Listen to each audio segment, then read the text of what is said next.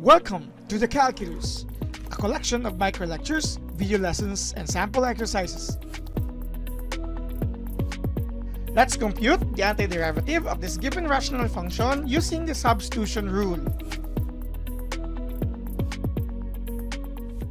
So this time, we still have the same given as the previous video, the integral of 1 over 5x minus 10 dx. Okay, where our answer using the chain rule, and again, please try to review that specific video.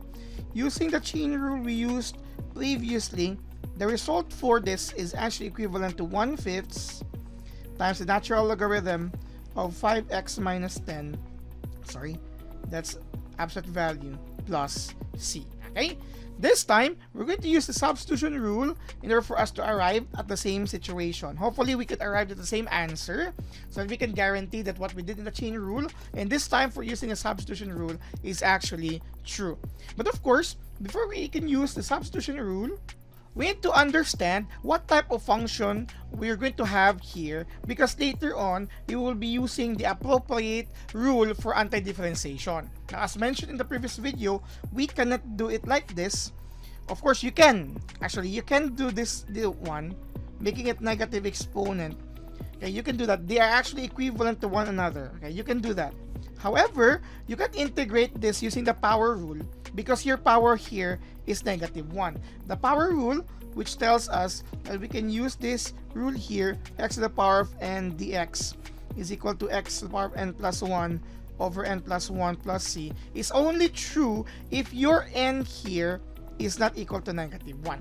That is why we will not be using this. Okay, so allow me to erase this. Again, even if they are actually equivalent to one another, it would be a waste of time in doing this because we cannot use the power rule. Instead, we'll be using here another rule based on what we're going to look at this specific expression. If we're going to let the entire denominator as 1, then we can use here the idea of the logarithmic rule, which tells us that if we have the integral of 1 over x dx, we can have the equivalent of the natural logarithm of x plus c. This is usually done when our exponent here is 1. And if we're going to treat this as one expression, definitely its exponent is 1 as a denominator, and you can use this perspective. But before that, we need to understand what type of function would it be. Of course, here, this is a composite function.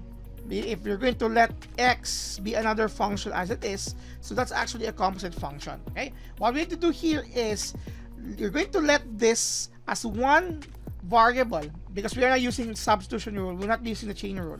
So we're going to do it like this. Okay, let u be equal to your 5x, okay, minus 10. Okay, when we do it like that, this would be equivalent now to the integral of 1 over u. Okay, so basically it is now looking like this, but this is still dx here. So what we need to do is for dx to be expressed as in terms of u as well, so that this will be x dx. So what we will have here is u and du. We can only get that by letting this or deriving the both sides of the equation here on the respective variables. So u will become du.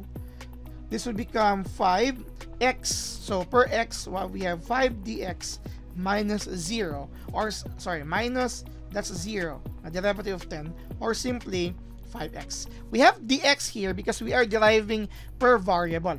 So du becomes du, 5x becomes 5 dx, as the derivative of 5x is 5 and with respect to x. Now, since we're looking for the appropriate representation for dx, we can have here, we can divide both sides. So dx here would become 1/5 of your du. Okay, so going back here by substitution rule, this would become times 1/5 of du. So your entire function, you will become u, and the dx becomes 1/5 du following this concern here. Now with that, going back here, 1/5 is a constant, you can take that out.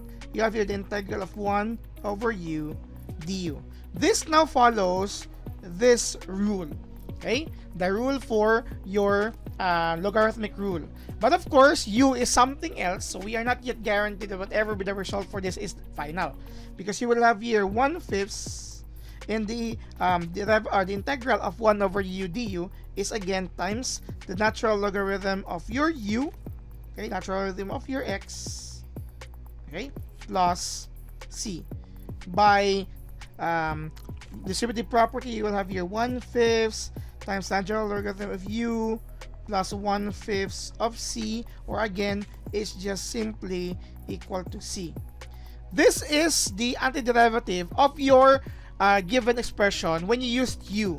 But our u earlier was generally this one here. So let's return to that. So you will have the final answer here of 1/5 times the natural logarithm of your u, which is actually 5x minus 10 before your plus c. And you would see we have the same result as the chain rule previously.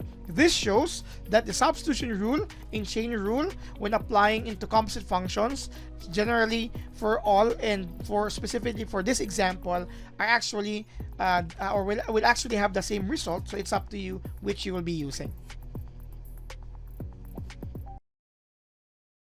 So what are you waiting for? Subscribe now.